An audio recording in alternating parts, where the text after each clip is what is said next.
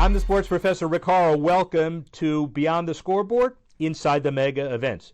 It's a trillion-dollar sports business, to be sure, and about 50 to 60% of those dollars are wrapped up in the mega events, the championships, Super Bowls, All-Star Games, World Series, Wimbledon, tennis majors, golf majors, NASCAR championships, IndyCar championships, Ryder Cup. All of those too numerous to mention. I'm in my office to kick off the show, but I'm not here a lot. I'll be on the road on a weekly basis to bring you the inside tips from those major events. The balance sheets, who wins, who loses, the interviews, how you put on the events, and how you sustain them. This is all brought to you by Edelman Financial. Money doesn't come with instructions. That's why we created Edelman Financial Services to help you with everything from college and retirement planning to managing your investments, helping you achieve retirement security. We're among the nation's top financial advisors. Come see how we can help you. Welcome, everybody. Power of Sports, Beyond the Scoreboard, sports business, sports law, sports marketing, sports deal making, sports administration. Nobody knows what it is other than it is a $1 trillion business that is growing every day. I welcome everybody to the inaugural release of the Sport Business Handbook, insights from 100 plus leaders who shaped 50 years of the industry, a labor of love that took basically 3 years and over 50 years to conceptualize. I'll get into the details, but it really kind of started in 1976 when it was my first year at Harvard Law across the river. And I learned fairly early on that I really didn't want to practice law, but I wasn't sure what I wanted to do, and came up with a lofty, novel notion of wanting to write a sports thesis that focused on excessive hockey violence.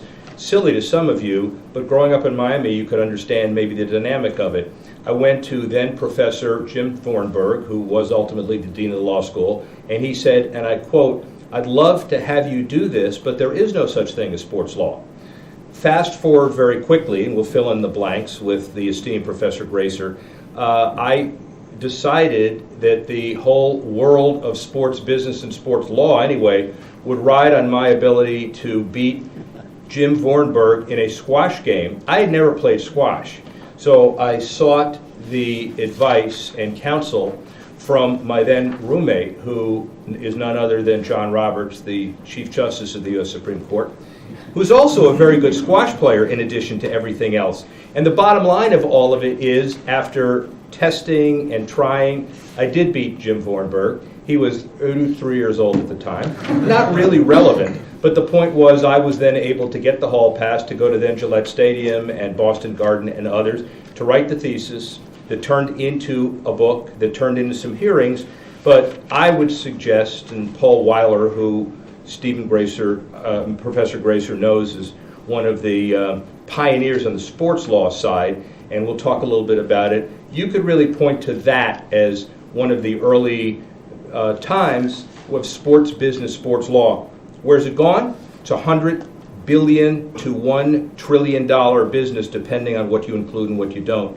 And the bottom line is, we're here to talk about not only the book, 100 industry leaders and 50 years of the sports business broadly defined, but also to bring together some of the finest minds in the sports business, a 27-city, 2-year tour that starts at Harvard Business School today to focus on 50 years of the sports business in all of the communities that we're reaching, with moments, and we'll talk about that later on, where everybody can kind of fill in the gaps on what they think are the 50 greatest sports moments in history, supplemented, by the way, with Bryce Harper just signing a 13-year, $330 million contract 20 minutes ago with the Philadelphia Phillies.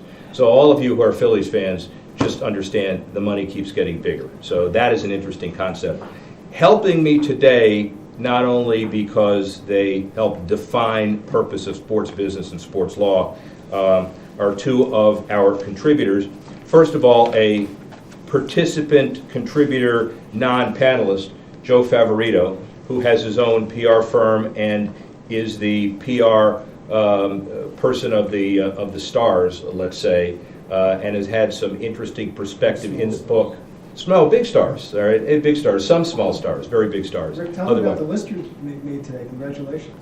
Oh, yeah, I was, go ahead. So today, Bleacher Report did the 100 most important people to follow on Twitter in sports business. So Rick was on the list. Isn't that ironic? And I would take some credit for that, except I don't know how to use Twitter. So, a dirty little secret. We'll start left and right, and then I'll make some comments. Professor Stephen Gracer, the Richard P. Chapman Professor Emeritus of the Harvard Business School, Corporate Brand Management, Corporate Communications, the Business of Sports, and he's been teaching at HBS since 1958, and his academic excellence spans years, including an article on corporate brand identity that just appeared in the Harvard Business Review this last month as well. He created Harvard's Sports Business course, American Marketing Association Lifetime Achievement Award, Distinguished Career Contributions, the Scientific Understanding of the Sports Business.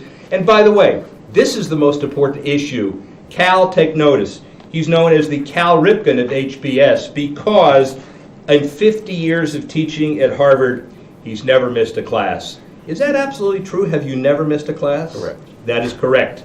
Your mouth to God's ears. That is correct. So Stephen Gracer, and to my right is Jeff Conroy, who is an incredible sports entrepreneur. The beauty of this book is we take different disciplines and find some common themes. He'll tell you everything about the intersection of sports medicine from an entrepreneurial perspective and the business of sports. Tell us just a couple minutes about Embody and what it is and where you're going with it. Yeah, thanks, Rick. So great to be here, guys. I'm Jeff Conroy. I founded a company called Embody 4 years ago, and we're really focused on regenerative medicine and additive manufacturing. So taking additive manufacturing technologies and building nanofibers made of collagen that turn into surgical implants for the treatment of rotator cuff repair, Achilles tears, and eventually we're going to build a fully supportive ACL. And so harnessing things like tissue engineering and using minimally manipulative surgical procedures, finding ways to bring biology, so harness your own biology inside your body and then bring biologic materials as a way to accelerate healing. And this genesis for us all came from the fact that the Department of Defense had a problem, which is Navy SEALs tear a lot of tendons and ligaments. Number one injury, Achilles, rotator cuff, and ACL. And we were, through a competitive process, awarded a $12 million opportunity to create a new standard of care for the treatment of tendon and ligament sports injuries. And so the idea is for high-performance athletes and high-performance warfighters and everyday moms and dads and kids to be able to harness regenerative medicine and harness these technologies and get back to return to sport quicker. And the idea is, how can we compress an Achilles recovery by half the time it takes? How can we help athletes and family members and loved ones get back and perform? And what we found is some really tremendous parallels, and we've talked a lot about the armed services and the tremendous athletes that we have in special operations and in all disciplines, and fully across all of DoD, soft tissue injuries are the number one effect of our armed services folks. And so we've been able to really focus on how do we solve this problem? How do we solve this problem and help minimize scarring so that you can accelerate recovery? And as we look at the news, it seems like we see more traumatic injuries on the field and on TV. We see more cringeworthy Achilles tears and rotator cuff tears or ACL tears, compound fractures. And so for us, we're really in the sports business. For us is, how can we look at the assets of sports, the tremendous athletes who play these roles, and how do we play a role in accelerating their recovery, extending their careers, and all of the requisite financials that fall from that.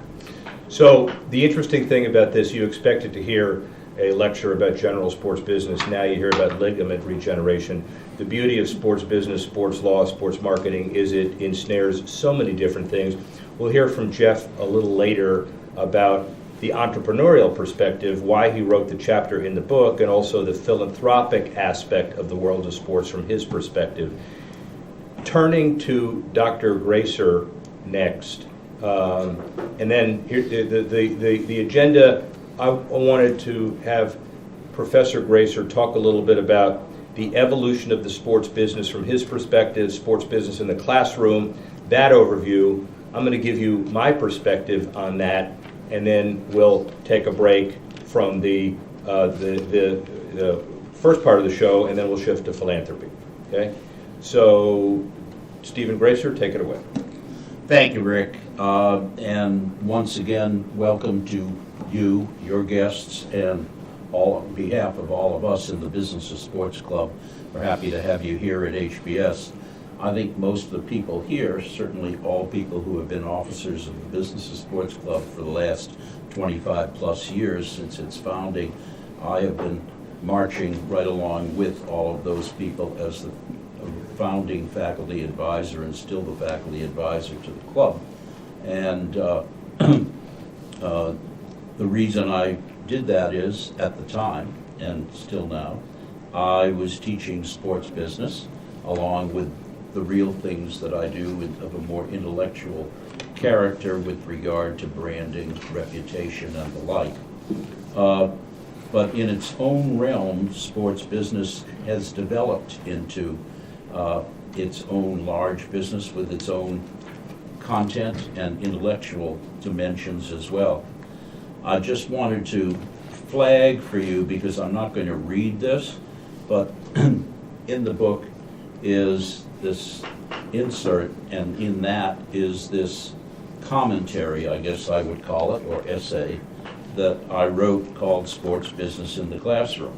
And it harkens back to about 35 years ago when a small group of senior professors here initiated an MBA seminar that became the first sports business course at any leading business school. Now, some of you who don't go to the Harvard Business School are probably asking,